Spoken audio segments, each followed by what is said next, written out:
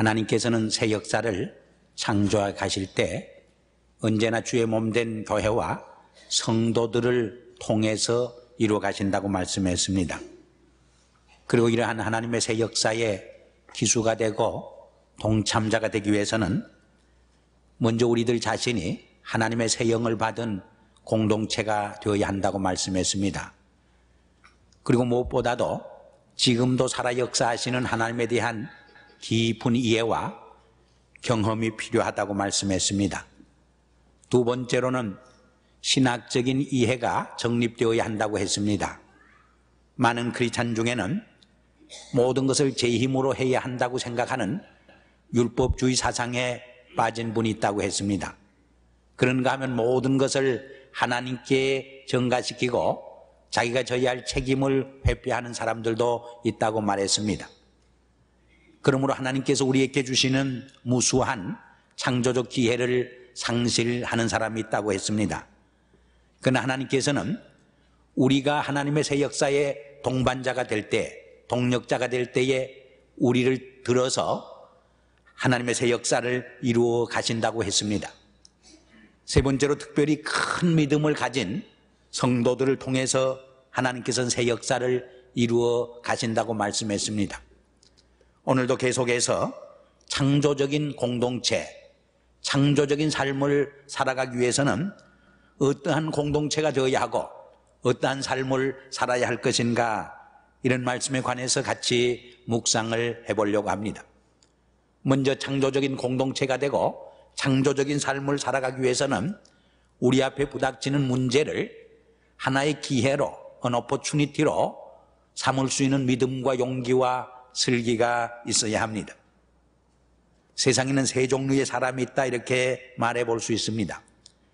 하나는 별로 문제가 되지 않는 적은 일을 문제시함으로 거기에 붙들려서 염려하고 걱정하고 또 거기에 빠져서 사로잡히게 되는 사람들이 있습니다. 우리가 별로 문제가 되지 않지만은 그것을 너무 심각하게 생각해서 걱정하고 염려하다 보면은 자기 올무에 빠져들게 됩니다. 자기 함정에 빠져들게 됩니다. 이것을 영어에서는 옵세션이라고 그러는데, 그 적은 일에 집착되고 사로잡히다 보면은 이것이 점점 확대되면은 나중에는 피해망상증에 걸리게 됩니다.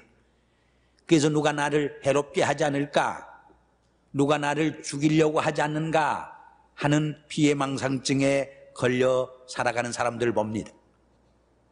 두 번째로는 문제를 문제시하지 않는 사람들입니다. 우리가 어떤 문제를 문제시하면 문제가 되지만은 그것을 문제시하지 않으면 내게 문제가 되지 않습니다. 구체적으로 예를 들어서 어떤 사람이 나를 비판하고 비난합니다.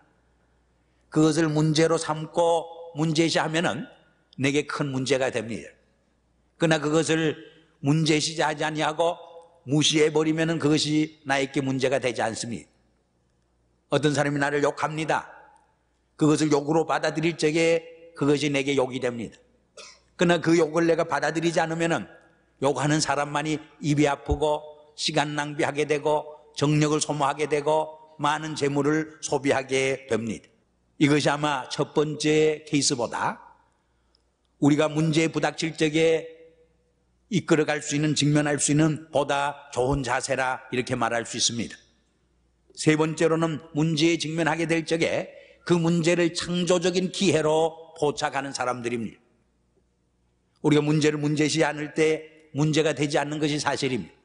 그렇다고 해서 문제가 다 완전히 사라지고 해결되는 것은 아닙니다. 오히려 가장 성숙한 사람은 누구냐? 자기 앞에 부닥친 문제와 위기를 오히려 창조적인 기회로 포착해서 새로운 삶을 창출해낼 수 있는 사람이 가장 성숙한 사람이라, 이렇게 말할 수 있습니다. 새로운 역사를 창출할 수 있는 사람은 바로 자기 앞에 부닥치는 위기와 문제를 오히려 창조적인 기회로 붙들 수 있는 사람이라, 이렇게 말할 수 있습니다. 한문에 보면은 위기라고 하는 말은 위험이란 뜻도 있고 기회라는 뜻도 있습니다. 우리에게 부닥치는 크라이시스가 우리의 삶을 파멸시키는 위험도 되지만은 또 하나의 창조적인 기회도 될 수 있다고 하는 것을 우리는 분명히 기억을 해야 합니다. 오늘 본문에 보면 사도 바울도 바로 자기 앞에 부닥친 문제와 위기를 하나의 창조적인 기회로 붙들 수 있었던 것을 우리에게 보여줍니다. 사도 바울은 다메섹 도상에서 주님의 부름을 받고 크리스찬이 됩니다. 그리고 아라비아에 나가서 흔히 우리는 아라비아 광야로 생각하지만은 다메섹 근처에 있는 아라비아 도성으로 가서 복음을 전가합니다. 그리고 자기의 고향 길기야 다소에 가서 얼마 동안 은둔 생활을 합니다. 이때 바나바가 그를 불러다가 안디옥 교회에서 팀 미니스트리를 공동 목회를 시작하게 됩니다. 이 안디옥 교회에서 선교사로 파송을 받아서 1차, 2차, 3차 세계 선교 여행을 떠납니다.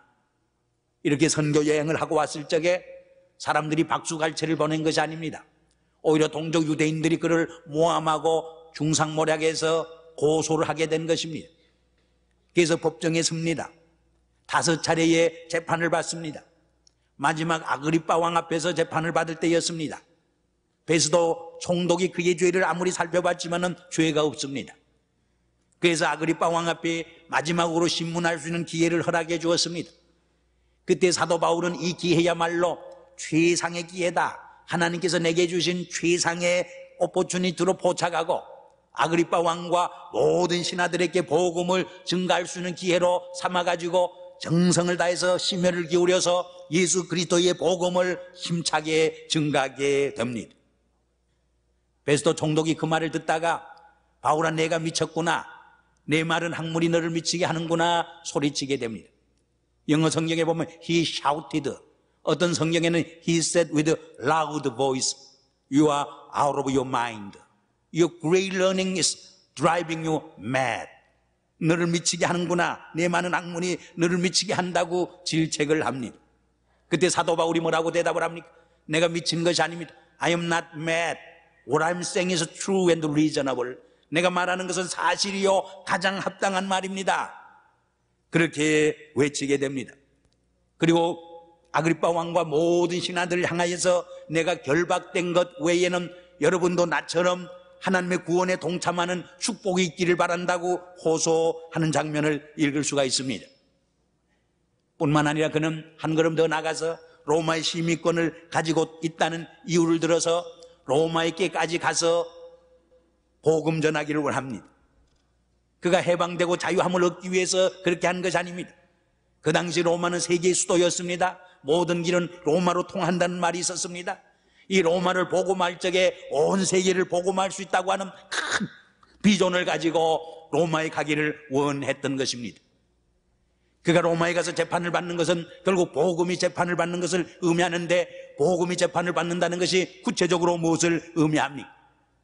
로마의 황제와 대신들이 복음을 접할 수 있는 기회를 마련해 주는 것이고, 그 복음을 이해하기 위해서 그 글을 읽을 수밖에 없는 하나의 챌린지를 주는 기회가 될 수 있다는 것을 사도 바울은 알고 있었기 때문입니다. 이러한 문제를 오히려 창조적인 기회로 삼을 수 있었던 사도 바울에 의해서 몇백 년 후에는 로마 제국까지 복음화하는 놀라운 복음의 승리가 이루어지는 것을 우리는 볼 수 있습니다. 오늘날에도 어떤 사람들을 통해서, 어떤 공동체를 통해서 하나님의 새로운 역사가 창출될 수 있느냐?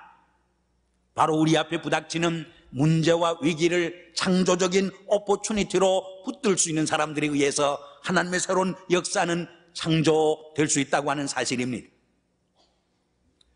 두 번째로, 창조적인 공동체, 창조적인 삶은 열린 마음의 사람들에 의해서 이루어지게 됩니다. 열린 마음, open-minded people이란 말은 무슨 뜻입니까? 우리 사도행전 17장 11절에 보면은 베레아 사람들은 데살로니가 사람들보다 더 신사적이더라 하는 말이 있어요. 영어 성경에 보면은 more noble character, 더 고상한 인격을 가진 사람이더라 그렇게 번역을 했어요. 그러나 또 어떤 영어 성경에는 open-minded people, open-minded, 열린 마음의 사람들이라 그렇게 번역을 했습니다. 그 열린 마음이란 말이 무슨 뜻입니까? 예수님께서 비유 중에 4종류의 마음밭을 설명한 일이 있습니다. 하나는 길바닥과 같은 달고 다른 마음밭이 있습니다. 굳어진 마음이 있습니다. 완악해진 마음이 있습니다. 두 번째로는 돌자갈밭과 같은 마음밭이 있습니다. 세 번째로는 가시덤불과 같은 마음밭이 있다고 그랬습니다. 네 번째로는 옥토와 같은 마음밭이 있다고 그랬습니다. 이 옥토와 같은 마음밭에 복음의 씨가 떨어질 때 30배, 60배, 100배의 결실을 맺을 수가 있습니다. 이 부드러운 옥토와 같은 마음이 바로 오픈 마인디드, 열려진 마음을 의미하는 것입니다. 그럼 좀 더 구체적으로 열려진 마음이 어떤 마음이냐? 과거의 전통이나 자기의 편견이나 선입관이나 고정관념에 사로잡혀 있지 아니하고 거기서 해방되어 있는 개방적인 마음, 닫혀진 마음이 아니라 열려진 마음의 사람을 의미하는 것입니다. 사람들은 새 것에 대한 바람이 있습니다. 그래서 새 것을 좋아합니다. 그러면서도 새 것에 대한 불안과 저항감이 있습니다. 특별히 우리 이민사회에 보면은 많은 이민자들과 이민 크리스찬들 중에서도 자기의 시큐리티가 흔들리니까 새 것에 대해서 저항하는 사람들이 많이 있습니다. 그래서 전통을 부여잡고 자기의 고정관념에 매여 있는 사람들이 있습니다. 그러나 이런 전통과 자기의 편견과 선입관과 고정관념에 너무 사로잡혀 있으면 앞을 바라보지 못하게 됩니다. 그런 사람을 통해서 새로운 역사가 창출될 수 없는 것입니다. 사도 바울이나 예수님은 그 당시 상황에서 전통에 챌린지한 도전한 사람들이었어요. 그러므로 많은 핍박도 받고 오해도 받았습니다. 새 길을 개척하기 위해서는 늘 박수갈채만 받을 수 없는 것입니다. 오히려 많은 박해와 오해와 핍박을 받을 수 있다고 하는 것을 기억해야 합니다. 그러한 고난과 시련을 통해서 새로운 삶이 창출될 수 있고 새로운 역사가 생겨날 수 있음을 우리는 기억할 필요가 있습니다. 하나님의 말씀은 1.1억이라도 변함이 없습니다. 그러나 이 하나님의 말씀을 전달하고 조명하고 해석하는 방법은 시대마다 바뀌어질 수밖에 없는 것입니다. 오히려 바뀌어질 적에 오늘의 상황에서 이 말씀이 구체적으로 무엇을 의미하는가를 바로 이해할 수 있고 깨달을 수 있게 된다는 사실을 명심해야 합니다. 두 번째로 열린 마음은 소극적이고 부정적인 생각이 아니라 긍정적이고 적극적인 생각을 말합니다. 어떤 이들은 항상 부정적이고 소극적인 생각에 사로잡혀 있습니다. 그런가 하면 꼭 같은 사건을 바라보지만은 어떤 사람들은 긍정적이고 적극적인 생각을 합니다. 하나님의 새 일은 어떤 사람에 의해서 창출되느냐? 새로운 역사가 어떤 사람들에 의해서 창조되느냐? 바로 긍정적이고 적극적인 생각을 하는 사람들에 의해서 창출되는 것입니다.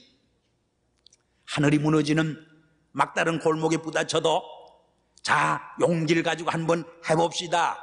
그럴 적에 또 하나의 새로운 창문이 열리게 되는 것을 우리는 신앙생활에서 수없이 경험할 수 있게 되는 것입니다. 막다른 골목에서도 새로운 길이 있음을 경험할 수 있는 사람이 누구냐? 모든 일에 부정적인 생각을 하는 사람들이 아니라 긍정적이고 적극적인 생각을 하는 사람들에 의해서 이러한 기적이 일어나게 되는 것을 우리는 볼 수 있습니다. 결국 문제가 창조적인 기회로 바뀌어지는 기적을 맛볼 수 있는 사람이 누군가? 모든 일에 긍정적이고 적극적인 사고를 하는 사람들에게 문제가 오히려 창조적인 기회로 바뀌는 기적이 일어난다는 것을 우리는 명심해야 합니다. 오늘 본문에도 보세요. 사도 바울이 죄수로 끌려가 있습니다. 생각만 해도 초라한 기막힌 상황인데 오히려 사도 바울은 자기가 죄수라는 사실을 잊어버리고 오히려 긍정적으로 적극적인 생각을 하면서 이 기회야말로 하나님께서 내게 주신 최상의 기회다 생각하고 하나님의 말씀을 대언하는 예언자로서 당당한 위세를 가지고 아그리빠 왕과 그 신하들에게 복음을 열심히 증거하는 전도의 기회로 삼았던 것을 봅니다. 바로 이러한 삶을 통해서 새로운 역사가 창출되고 새로운 기적이 일어날 수 있다고 하는 것을 우리는 명심해야 합니다. 세 번째로 열린 마음을 가진 사람은 누구냐? 미숙한 생각을 가진 사람들이 아니라 성숙한 생각을 하는 사람들입니다. 미숙한 사람은 늘 자기중심적입니다. 자기 이기심에 사로잡혀 있습니다. 그래서 다른 사람이 잘 되고 성공하는 것을 시기하고 질투합니다. 자기 하나밖에 모릅니다. 이런 사람을 통해서 새로운 역사는 생겨나지 않습니다. 그러나 성숙한 사람이 누굽니까? 다른 사람을 사랑하고 다른 사람을 섬기고 다른 사람을 위해서 봉사하고 헌신하는 삶을 통해서 오히려 삶의 기쁨과 보람을 느끼고 오히려 삶의 가치관을 거기서 찾을 수 있는 사람들입니다. 하나님의 새로운 역사는 어떤 사람들에 의해서 일어나느냐? 바로 이러한 성숙한 사람들에 의해서 하나님의 위대한 창조적 사건이 이 땅에 일어나게 되는 것을 우리는 부인할 수 없게 됩니다. 아마 그런 사람 중에 하나가 윌리엄 콜게이트라 그렇게 생각합니다. 이 윌리엄 콜게이트는 20살 때까지 아주 가난한 가난뱅이로서 양초 공장에 직공 생활을 했습니다.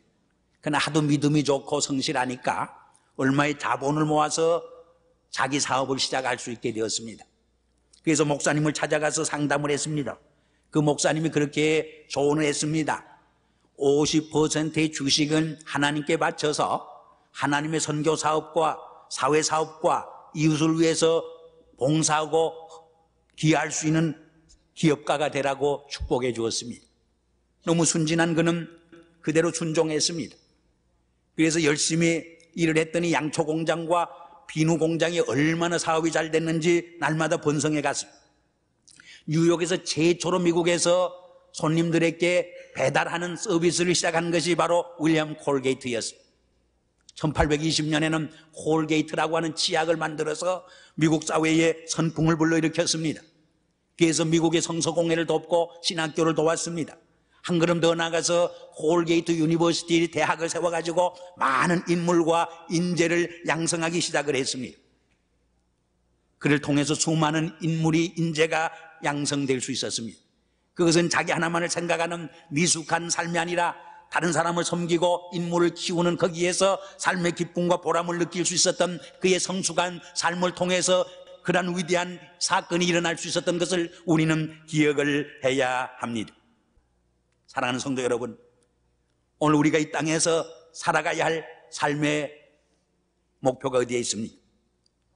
하나님께서 우리를 130~140만이 넘는 한국 백성들을 미국 땅에 옮겨놓으신 섭리와 뜻이 어디에 있습니까? 하루 밥 세 끼 평안하게 먹고 잘 사는 것이 우리 이민의 궁극적인 목적이겠습니까? 만일 그렇다고 하면 우리는 이민을 잘못 온 백성들일 것입니다. 거기에는 그 이상의 하나님의 섭리와 뜻이 있음을 우리는 분명히 기억을 해야 할 것입니다.